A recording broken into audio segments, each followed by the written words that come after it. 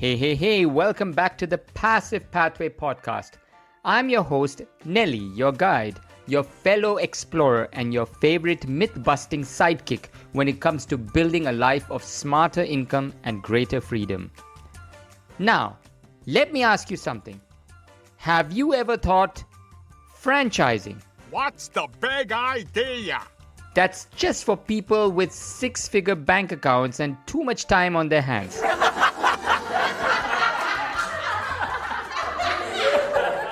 Or maybe you've assumed it's all fast food chains, cookie-cutter businesses, and boring manuals. Well, today we're about to flip those thoughts upside down and maybe sideways for good measure. Now, today's episode, this one's a treat. Oops. We're pulling back the curtain on one of the most misunderstood business models out there, franchising. That magical word that either makes people dream of freedom or break out in cold sweat because they think it means running a burger joint for life.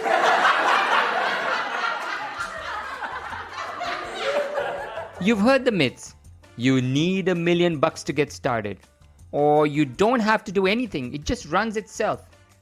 Or franchisees are only for boring retired dentists. Okay, that last one might be oddly specific. But here's the truth.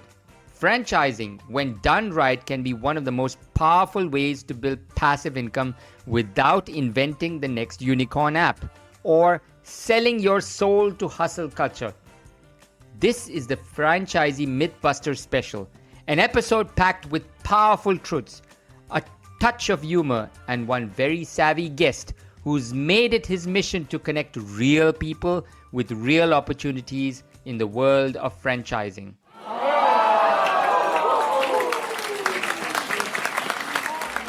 Joining me is none other than Adam Goldman, founder of the Franchisee Consulting Company and a veteran in guiding people to the right franchisee opportunities. He's helped hundreds of aspiring entrepreneurs navigate this space and avoid the traps that most fall into.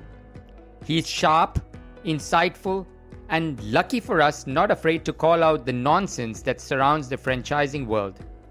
He's a franchising guru and the guy who probably knows more franchisee brands than most people know types of cereals. He's helped hundreds find the right business fit, and he's on a mission to show you that franchising is more than just golden arches and grease traps.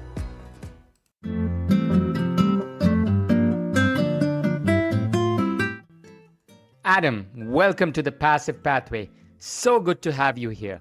Thank you so much for such a wonderful introduction. Adam, I'm just going to go ahead and to the Q&A questions.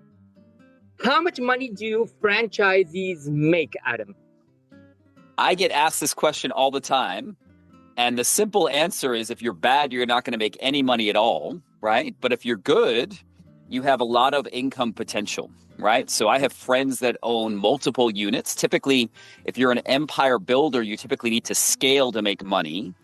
But if you're successful, you can be very, very successful. And I'm talking about, I know everyone's familiar with fast food. You could own 20 or 30 fast food restaurants. You could own multiple units. So it could be a very successful opportunity if you are good at it. And how expensive is it to invest in a franchisee business though, Adam? So let's talk about the two types of businesses that we have, right? So first type we have are brick and mortar retail. And I do placements in the United States and Canada. So brick and mortar retail, that might be McDonald's, which is over $1 million. There is financing available, but it can be very expensive. But on the lower end, we have things such as boutique fitness that is a small footprint. And that could be about $250,000 on the low end, right, for brick and mortar retail. For non-brick and mortar businesses, which is a very popular option for my candidates, on the lower end, and what I mean by non-brick and mortar businesses, as you talked about in your really amazing introduction, there's a misconception that franchising is only QSR restaurants and flipping hamburgers. From a non-brick and mortar perspective, I'm not saying that this is right for everyone, but I'm in Houston, Texas. And many people like the business of mosquito spraying, right? It's recurring revenue, and that could be $125,000 all in. So a long-winded answer, anywhere from $125K and up. Well, I like that mosquito spray. That even that can come into franchising. Again, another misconception, right? When people think franchising, they don't realize that you're buying two things. You're buying a brand and you're buying a system. And that could be in mosquito spraying, McDonald's, fitness, 75 different industries that I connect my investors with. Wow, that's crazy. That's crazy cool. Okay. How much time do I need to commit to a business as a franchisee owner, though, Adam? So look, there's a spectrum, right? So there's so many different brands out there. I can't say every brand you need to give 26 hours per week, right? What I can tell you and eliminate is I don't really have anything in my portfolio that's totally absentee, right? If you want something that's absentee, buy a index fund or invest in the stock market or invest in crypto. But if you have a minimum of about 5 or 10 hours per week, I have some businesses that are considered manager run that are less hands-on. And then I have others that are owner operator that take lots of time. So it's not just you use your mind, but you also are going to be using your behind as well. Absolutely. Potentially if you're doing owner operator, right? I mean, look, I also want to say there's a misconception too in my industry that says that, hey, if I start this thing full time, I got to be full time for forever. With my business, I want my candidates to have the same success that I had. And so with my business that I owned for 8.5 years, I owned an office cleaning master franchise. By the time third or fourth year came along, I had a great team and I was able to take a little bit of a step away. So just because you're full-time now or even semi-absentee at the moment, or then you might be able to go back in just depending on what your needs are. Yeah, that's a factor there because many times people think, okay, if I have to donate all of my time to franchisee, then I don't have any family time or I don't have any free time for myself. So yeah, so basically you've cleared that. So that at least they'll have some breathing space so they can, take back and then they can relax as well. My candidates do not want to not work. They want to work on their own terms, and franchising allows them to do that. Awesome. So what identifies if a specific franchisee is a good fit for someone? Such a great question. So it's not just one specific thing, it's about characteristics. And I would say that the number one overarching question is culture, right? Meaning certain brands have certain cultures that people just might not jive with, right? So that's very important. And the second thing is certain businesses have certain requirements. So for instance, my business of office cleaning required for myself or someone that I would hire to really be good at sales. That was really important. I had to find people to clean buildings, and I had to find these buildings to clean. If I couldn't do it myself, I had to hire someone to do that. That was pretty overarching. So when you say hire someone, you need third party? Basically. I'm talking about potentially an employee that's working for you that's good at the sales skills. So culture, number one, but number two, different characteristics. I mean, every business has an essence of what makes a successful business owner, right? So for instance, Chick-fil-A, if you're a Chick-fil-A owner, you got to be really good. The number one key factor is, are you really good at recruiting and retaining good talent? That is high school talent that probably isn't that expensive to get, but probably turns over very quickly, right? To make sure they're inspired and they're doing a good job. If you can't hire good people for this engine, you're not going to be successful as a Chick-fil-A franchisee. I'm a matchmaker, right? So for instance, so I'm really in the business of finding really, really good franchise brands that are looking for people that are a certain makeup or certain avatar, and then finding those people and then making that match. Perfect. Wow. Now, is it as a franchisee consultant the same as a franchisee broker, right? That's broker. Mm-hmm.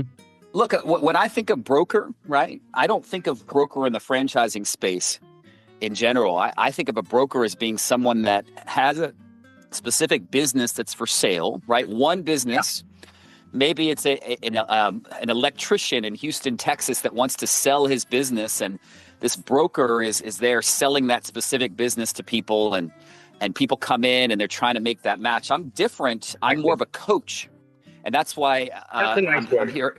Yes. It's a nice word, because broker sounds like an agent. Yeah. I feel it's cheesy. Hey, I'm a Yeah, broker. I agree. But coach sounds very, you're helping, you're a matchmaker, you're I am. providing assistance, you're creating that bond, and you're educating that person that, hey, you can make money the right way, and I'm here to guide you and tell you what's the right way to do it. Okay. Absolutely. Is a franchisee loan the best option, Adam, though, to when we talk about franchising? So look, let's talk about the franchising space in general. I do placements in the United States and Canada, right? Mm. I have many people that are from outside the United States that want to come to the US. Okay. And what's exciting is that I'm not sure if you know this or not, but actually people are able to come to the US by buying a franchise. It's called an E2 visa. So you could potentially pay $100,000, $125,000 if you have a treaty country. There are about 100 countries plus that have this, and it allows you to enter the U.S. with your family. And as long as your business is doing well, then you are able to renew that visa every couple of years. Listeners, this is very important. This is key. I'd like to repeat this. So Adam mentioned here that where people can actually come to the US based if they have a franchisee or if they have a franchising business. Is that correct, Adam? Am I right? That's correct. So you raise your hand, you say, I want to invest and create jobs in the U.S. I'm going to be buying this specific franchise business. And then you get entrance into the U.S. on an E2 visa. That's crazy cool. I think that's good to know knowledge there. G2KK people, good to know knowledge. Thank you, Adam. That's pearls of wisdom. Of course. But you asked about investment levels and what I mean. So if you're buying an E2 franchise and entering the U.S., then you are unable to get any financing sources in the U.S. If you're an American citizen, then you're able to potentially get some loans from the franchisor or get an SBA loan or potentially even take your retirement account and use that without penalty to invest in your franchise. When we say loan, is it like a grant or is that different? No, it's literally where you need to pay it back. You need to pay it back. But yes. If you're a U.S. citizen, are you eligible for grants as well? Typically not. I wish that there was such a thing as free money, but in the franchising world, you got to pay. I was going there. I get it. Right. Okay. Adam, here's the interesting one now. What's the weirdest, the most unexpected franchisee you've ever come across, and did it actually succeed? Okay, so full disclosure, I know no one that's a franchisee, but being in this industry now for 15 years, I get exposed to a lot of weird stuff, right? So the weirdest franchise is, Nelly, is this thing that's, it's called Goose Chasers. And it's a literal franchise where you go to golf courses with dogs, and you're chasing geese off of golf courses. Crazy me. Is that for real? Yes. Look it up. Wow. I definitely have to look that up. That's crazy. And do you think you could get a franchisee for that? That's a franchise company. I have full disclosure, I know nothing about the franchise, but that's just very interesting for me. I never knew that existed. Oh, wow. That's definitely a read up. Okay, sure. I'm going to do that. And I'm going to ask the listeners as well to go ahead and search that and check that out. Now, Adam, if franchising were a relationship status, what red flags should people watch out for before committing into a franchising? So it would be, let's be blunt, cheating, right? So what I mean by that from a franchisor, it's like a relationship or marriage, right? So if you have a franchise brand that you're dating, because that's what this process is, you're dating and you're seeing if you want to commit, and you're going through this dating, and then all of a sudden you see, wait a second, this company is not reputable, right? They are, I just don't trust them, or they're bragging about things that are unethical, then don't walk, run away. Look right, look left, and see which is the best way to run also. Exactly, absolutely. Now, Adam, have you ever talked to someone out of buying a franchisee? I never had anyone that was like, oh my gosh, I need to buy this specific brand, right? And I just could tell that it wasn't the right fit. And the reason why is that my brands are really pre-screened. I have tried to tell people, I had people come to me and they say to me, look, I found this amazing brand on the internet or on ChatGPT, and I know about that specific brand, and I tell them, no, do not do this. Please don't do this specific brand. It's not a good fit for you. I know too much about this specific brand. So long story short, but they still do buy, right? So I never have had a situation where someone that looks at my pre-screened brands, I think it's a bad match. I wouldn't do that. And I wouldn't be surprised if that brand is in Dubai. Because you said because it's all there. Right. What are some of the biggest lies you've heard from franchisee marketing materials or sales reps?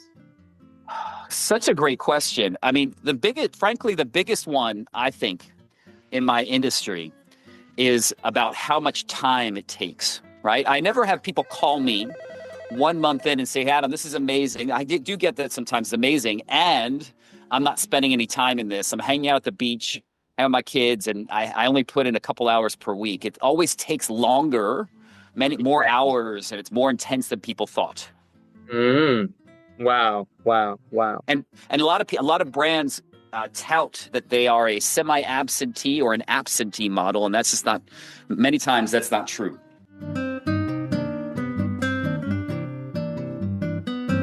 I want to expand on that. Like, for instance, successful semi-absentee owners. My good friend, he is actually a genius at managing people. He's actually a priest in his part-time, right? So just has this amazing people skills. He goes to his franchise in the mornings, has a great relationship with his owners, and then he goes to his church afterwards, and it works for him because he's gone ahead and he's hired and inspired the right people, and he has the franchise system behind him. That's wonderful. He's doing a great job there. Best part is that he's connecting to people, and that's very important. When you can psychologically connect to people and get things done, I think that works marvels itself. That's half the work done there itself. Is there such a thing as being too entrepreneurial for franchising? And can someone be too independent to make it work? Absolutely. So I think of franchising as being a type of entrepreneur, right? It's the kind of person that can take direction and that can follow process. If you are buying McDonald's and you want to sell kebabs, right? Or that's not going to work, right? No. You can't do that. And so you can't sell mango lassies instead of selling McDonald's milkshakes. Definitely. So you got to see the value in the system. Yeah, it's like me saying, selling rotis for IHOP. Yeah, exactly. I was thinking the analogy there. Yes. What are the biggest mindset shifts someone needs to make before owning a franchise? That is absolutely fascinating. And look, the vast majority of my franchisees are people that are in corporate America and really are not used to having agency, right? Meaning this is a silver bullet, and you are the silver bullet, right? So yes, you do have a head office that's giving you a system and support, but you're the reason why this thing happens or not. So I mean, like, it's all on your shoulders. And many people that are part of a big corporation don't necessarily have that mindset that I need to make this happen or else it's not going to work. True. I like the way you brought that up, Adam. Mindset is so important. And 99.9%, I see many people have this wrong attitude. Mindset is equal to attitude as well. Because you can have a good mindset, but if you have a bad attitude, it doesn't work as well. But if you have a good attitude, but not a proper mindset as well, then also it backfires. So it has to be a balance. Now, talking of which, this is an interesting one. In your opinion, Adam, which industries are franchising gold mines right now, and which are just fool's gold in disguise? These are awesome questions. I love it. I absolutely love it. And so, look, what I would say is this. that it's less about the widget and more about the actual characteristic. But from that said, right, there are certain businesses, I hate to pick on this industry, but I'd say my least favorite industry, I mean, we talk about things like that have over the past 20 or 30 years that have died, right? And one of them is bookshops, right? Yeah. If I want a book, I'm not going to go to Barnes and Nobles. I'm going to go to my Kindle and I'm going to download it. Blockbuster Video, right? I think I would argue, and I apologize for anyone that's in this industry or likes this, that the graphic industry, the printing industry, is just not what it used to be, right? So, I mean, like for instance, you could potentially be making signs. That's one niche of that. But it used to be a situation where, oh my gosh, I'm a business. I need to print up 100 of these presentations. Now it's just kind of digital, right? So that's a hard industry right now. And it doesn't come up very often, but maybe 20 or 30 years ago, that printing was a much more interesting. I don't even give out a business card anymore. For me, the industries that I really like a lot are things that are, I'm a big believer that there's money in muck, things that no one else does, right? And I mean, I think this is hilarious, but we talk about things that are really, that are funny. This is kind of in that thing of a geese chasers, where I actually have businesses where people are picking up dog poop. Uh-oh, stinky. And I just think that that's an amazing, amazing business. There's so many dogs in the United States. It's a subscription service. People will pay 30 quid or more to pick up, to have someone else pick up their dog's poop every month. Really? You're kidding me, Adam. No, I'm not. And look, no, I'm not. I just think it's a great business. I know that it's not good for cocktail conversation. I mean, that's amazing, because I'll tell you why. I'm sorry I'm interrupting you there. Just like you said, there are a lot of dogs, there are a lot of animals, there are a lot of pets everywhere. And yes, it's a very good thing to do to keep your country clean as well. It's disastrous to see when your neighborhood is full of, the SHIT. It's all around here. If you could be humble and decent, just to go ahead and put your hand in a packet and please pick up that poop. Yeah, you're right. And if someone else can do it and you're paying for it, why not? It's a very good idea. I mean, that's brilliant. That's brilliant. I mean, an idea, you just need to put it into practice, and that could be a franchise in itself. Hallelujah. You're right. I mean, that's absolutely brilliant. It is a franchise. Yeah, it is. Well, yeah, I mean, like you can expand on it, basically. I mean, you can really make it big. I can imagine the trucks walking around, moving around with the big banners on them, where you talked about print media right now. Oh, hallelujah. I empathize with them, because, before print media was so charismatic, you wanted to go to the office and actually, this is my ad. I want to print it and la, la, la. But right now it's like dead. I have it all online in digital, and it's not the same kind of effect and feeling. But when I say that when that truck is moving on and you see that big poster with poop and someone picking up, poop, that's interesting, basically, as I'm just making. But moral of the story is, yeah, that is a great idea. It's being put to practice. It's a franchisee now, and it's absolutely fantastic. Now, here's an interesting bonus question to you, Adam. If franchisees were a pizza topping, what would yours be and why?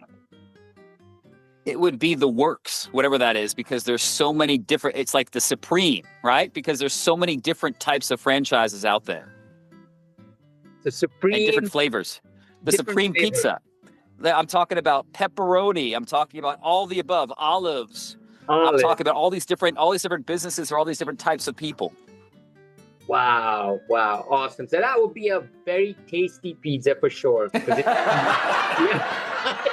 So seriously, really, because listeners, we've managed to receive a big chunk of knowledge, pearls of wisdom from the man himself, and it's just it's wonderful, Adam, to have you on the podcast.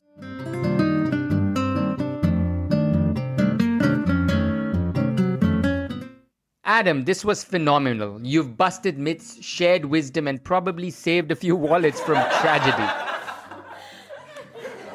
To our listeners, If you're thinking about stepping into the world of franchising, just remember, it's not about copying someone else's success.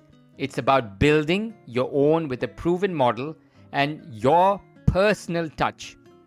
Huge thanks again to Adam and to Nessa for making this collab happen. You can find Adam's contact details and resources in the show notes, so go check them out, or you can also check the contributors page. And that's a wrap up for episode 7. We've got more income insight, playful wisdom, and myth busting magic coming in future episodes, so make sure you hit the follow button if you haven't already. Until then, this is Nelson aka Nelly signing off. Keep walking your passive pathway one smart step at a time.